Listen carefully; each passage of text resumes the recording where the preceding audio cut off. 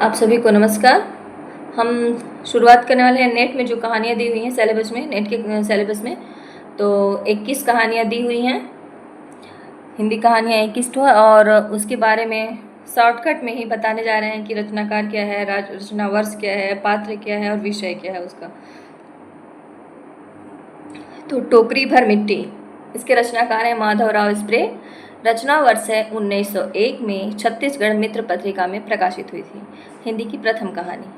पात्र विधवा और औरत, उसकी 5 वर्षीय पोती एवं जमींदार। विषय है जमींदारी व्यवस्था और उससे शोषण की कथा है। जमींदार का हृदय परिवर्तन।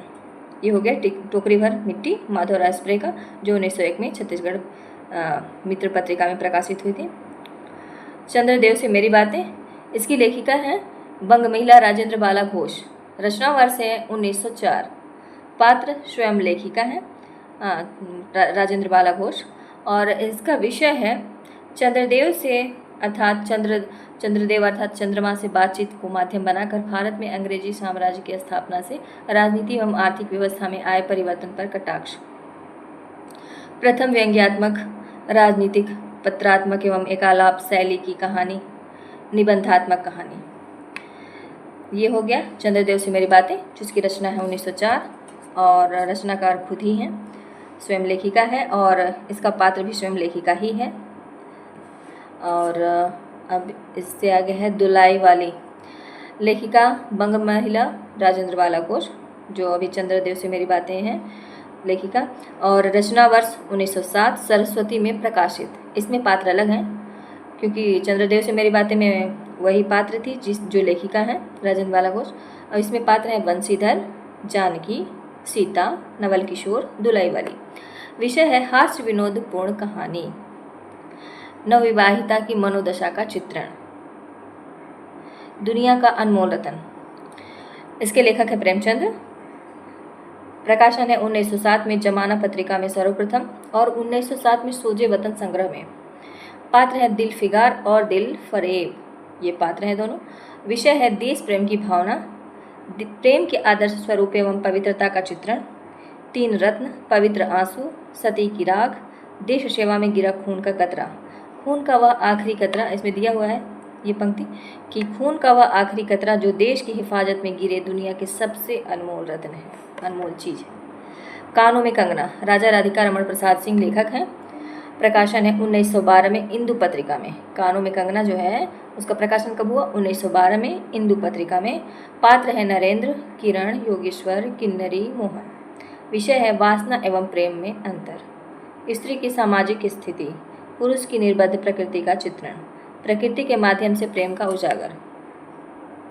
उसने कहा था, लेखक चंद्रधर शर्मा गुलेरी जी हैं। 1915 में सरस्वती पत्रिका में प्रकाशित हुई थी। उसने कहा था कहानी, और इसके पात्र हैं लहना सिंह, होरा, हजारा सिंह, बोधा सिंह, वजीरा सिंह, अदरत सिंह, महा सिंह, किरत सिंह, पोलूराम अब्दुल्ला।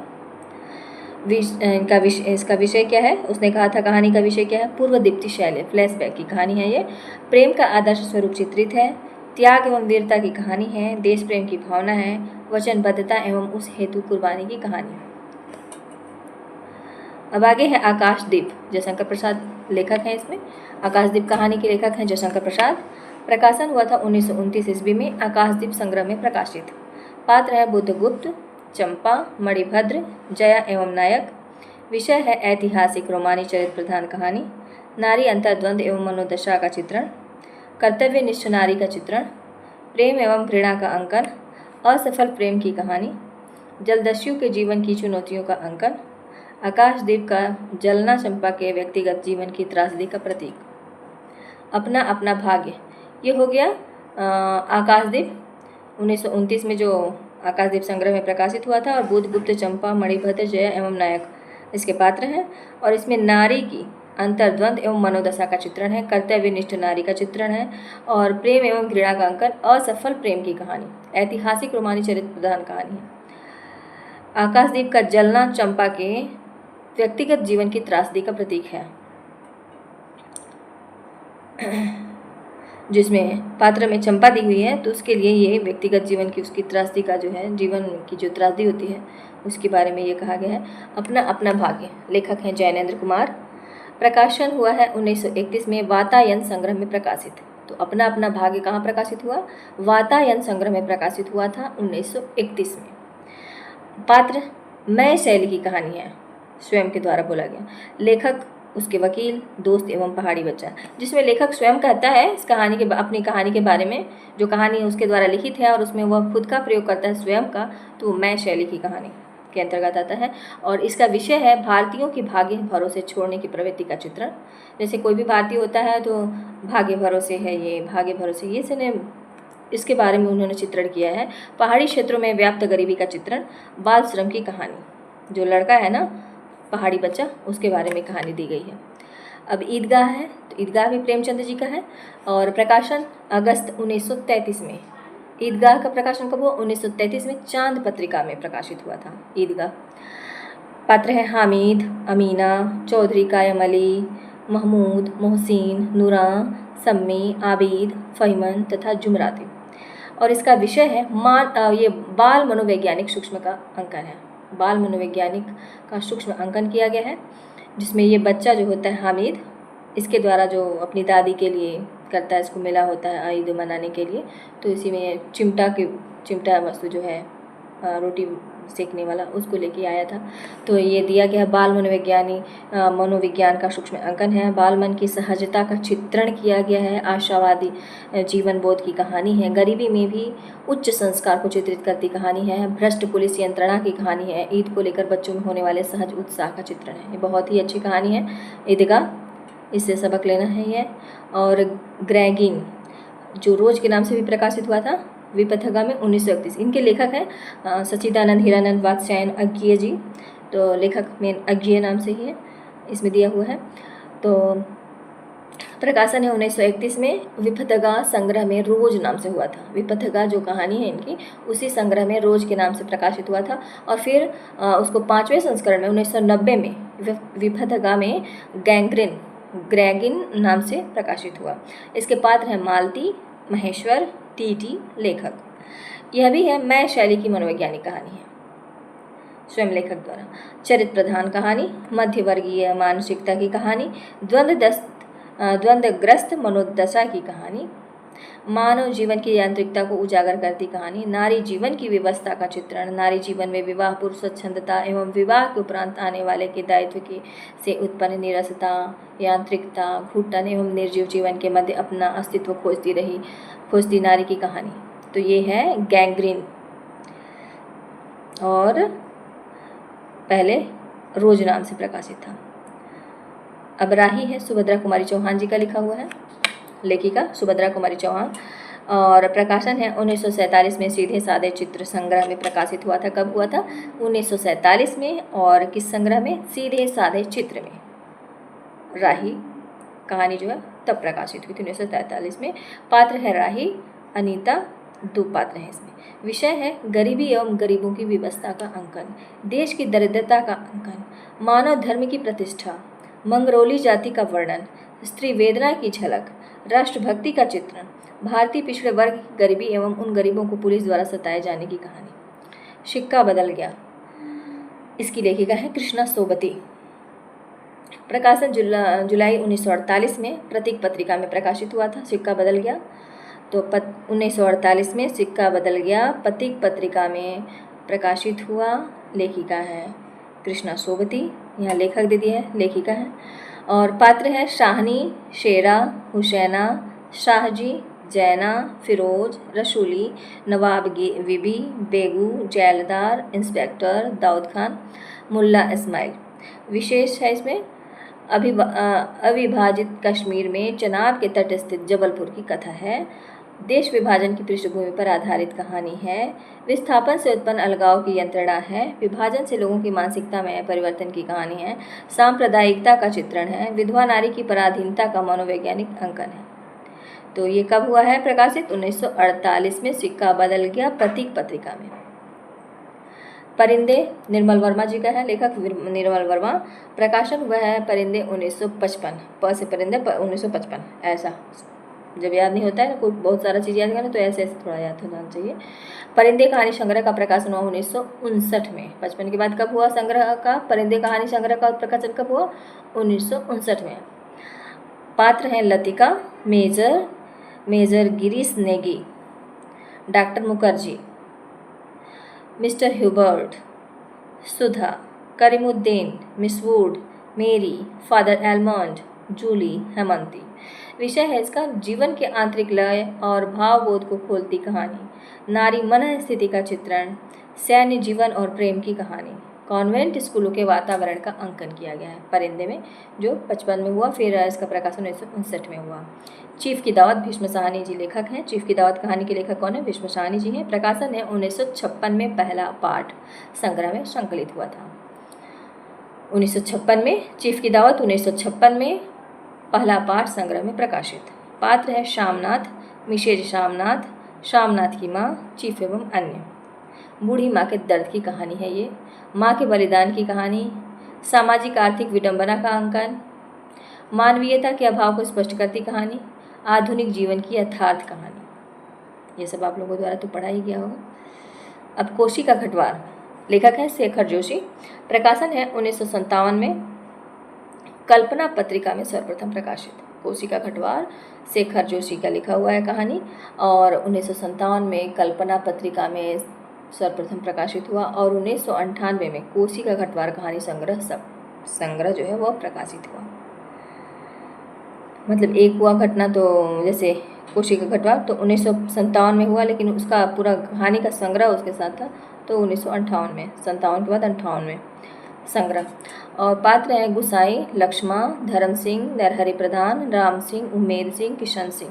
विषय है अल्मोड़ा के पहाड़ी अंचल की कहानी, अधूरे प्रेम की कहानी, नारी जीवन की विवस्था का अंकन, पूर्व दीप्ति शैली की कहानी। लाल पान की बेगम, लेखक हैं फणीश्वर नाथ रेणु। प्रकाशन है 1957 ईस्वी। पात्र है बिरजू, चंपिया, बिरजू की माँ, बिरजू के पापा, मखनी फुआ, जंगी, रंगी, राधे, जंगी की पतोहू, बाबू साहब, सुनरी, लरेजा, खवास। और विषय है आंचलिक कहानी, ग्रामीण महिला की इच्छा आकांक्षा का चित्रण, महिला सशक्तिकरण में मनोइच्छा हेतु लड़ती नारी का चित्रण, ग्रामीण जीवन में सबको साथ लेकर चलने वाली नायिका का चित्रण, मन में वैर कलह सब कुछ भुलाकर एक होने की मानवीय प्रवृत्ति का चित्रण, ग्रामीण जीवन में मैलों आदि के महत्व का उद्घाटन। राजा निर्बंसिया, लेखक है कमलेश्वर। 1957 में राजा निर्बंसिया कहानी संग्रह प्रकाशित। पात्र है जगपति, चंदा, बच्चन सिंह, दयाराम, जमुना, मुंशी जी, सुदर्शन दर्जी, राजा निर्बंसिया एवं उसकी पत्नी। विशेष है पौराणिक एवं नवीन कथा समानांतर चलती है। दाम्पत्य जीवन की समस्याओं पर आधारित कहानी, स्त्री का अस्तित्व, नारी जीवन की त्रासदी का अंकन, निसंतान दंपति के प्रति समाज का नजरिया। तीसरी कसम, लेखक फणीश्वरनाथ रेणु। जैसे लाल पान की बेगम था, उसी तरह से तीसरी कसम भी फणीश्वरनाथ रेणु जी का लिखा हुआ है। प्रकाशन है 1958 में, अपरंपरा पत्रिका में सर्वप्रथम प्रकाशित हुआ है। तीसरी कसम किस में प्रकाशित हुआ, कौन सा पत्रिका में? अपरंपरा। और कौन से सन में, कौन से ईस्वी में? 1958। फिर 1958 में ठुमरी कहानी संग्रह में प्रकाशित हुआ।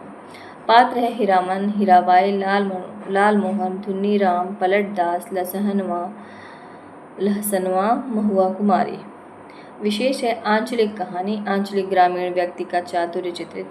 जैसे फणीश्वरनाथ रेणु आंचलिक कवि सर्वश्रेष्ठ ही माने जाते हैं फणीश्वरनाथ रेणु, तो इनकी कहानी से लेकर उपन्यास भी आंचलिक हैं।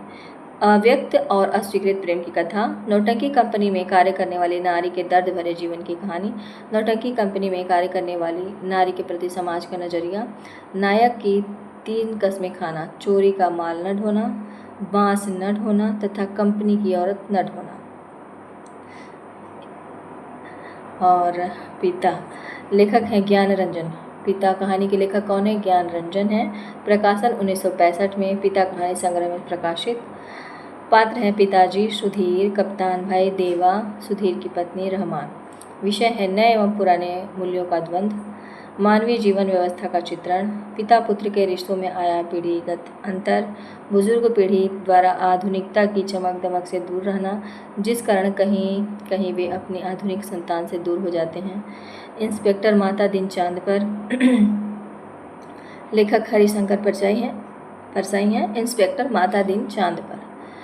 और इस कहानी के लेखक इंस्पेक्टर माता दिन चांद पर इस कहानी के लेखक हैं हरिशंकर परसाई, जो व्यंग्यात्मक लिखते हैं।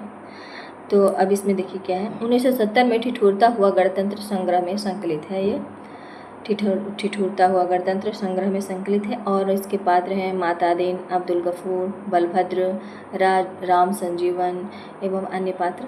विषय है भारतीय पुलिस व्यवस्था पर व्यंग्य करती कहानी। भ्रष्ट पुलिस व्यवस्था पर व्यंग, ये दोनों में व्यंग। फिर निर्दोष को दोषी करार देने का व्यंग। अंध कानून व्यवस्था, विज्ञान एवं वैज्ञानिक को नकारना। अमृतसर आ गया भीष्म साहनी की है कहानी। प्रकाशन है 1971 में, रचित एवं 1973 में प्रकाशित, पटरियां संग्रह में संकलित। पात्र हैं लेखक 3 पठान, 1 बाबू, 1 सरदार, 1 बुढ़िया। इसमें लेखक खुद हैं। मैं शैली की कहानी है ये। और इसका विषय है भारत पाक विभाजन के समय उपजे तनाव की पृष्ठभूमि में रचित कहानी। सांप्रदायिकता की समस्या का अंकन, नष्ट हुई मानवीय संवेदना का चित्रण। मैं शैली की कहानी, अमानवीय कृतियों का चित्रण। तो अमृतसर आ गया भीष्म साहनी के 1971 में रचित और 1973 में प्रकाशित पटरिया संग्रह में संकलित हुआ है। और इसका विषय क्या है, मेन चीज, भारत और पाकिस्तान विभाजन के समय उपजे तनाव की जो पृष्ठभूमि थी उसी के द्वारा रचित हुई यह कहानी है। अब है भोला राम का जी, हरिशंकर परसाई जी का, जिसको हम लोग पढ़ चुके हैं। यहाँ पर हम लोग देखे थे, देखिए हाँ, इंस्पेक्टर माता दिन चांद पर 1970 से फिर ठिठुरता हुआ गणतंत्र में संग्रह में प्रकाशित हुआ है, संकलित हुआ। और अब है भोला राम का जीव, ये भी हरिशंकर परसाई जी का ही है, व्यंग्यात्मक लेखक। प्रकाशन है 2016 में पुस्तक रूप में वाड़ी प्रकाशन द्वारा प्रकाशित हुआ है। 2016 में वाड़ी प्रकाशन द्वारा प्रकाशित हुआ है। पात्र है धर्मराज, चित्रगुप्त, यमदूत, नारद, भोला राम की पत्नी, बेटी एवं साहब। विषय है व्यंग्यात्मक कहानी। भ्रष्ट प्रशासन व्यवस्था का चित्रण। सरकारी दफ्तर में बाबुओं का रवैया चित्रित किया गया है। पेंशन धारक के लिए पेंशन का महत्व स्पष्ट किया गया है। भोला राम का जीव। अब है अगला जामुन का पेड़, लेखक है कृष्णचंद्र। जामुन का पेड़ लेखक कौन है, कृष्णचंद्र। पात्र है इसमें माली, चपरासी, शायर, सुप्रिटेंडेंट, सेक्रेटरी, क्लर्क आदि। विषय है व्यंग्यपरक कहानी। कृष्णचंद्र ने भी क्या लिखा है, व्यंग्यपरक कहानी लिखे हैं, जैसे हरिशंकर परसाई जी ने लिखा है। सरकारी कर्मचारियों का रवैया एवं लाल फीता शाही का चित्रण। सरकारी संवेदनहीनता पर व्यंग। साहित्यकार की हालत का दर्शन इसमें है। अब आप इसको थोड़ा सा सुनिएगा, ताकि जो भी है पात्र है, विषय है, लेखक है, और ईयर भी दिया हुआ है, वर्ष भी दिया हुआ है। थोड़ा सा ये भी वैसे तो याद होगा ही, लेकिन एक बार फिर से सुन लीजिएगा। धन्यवाद।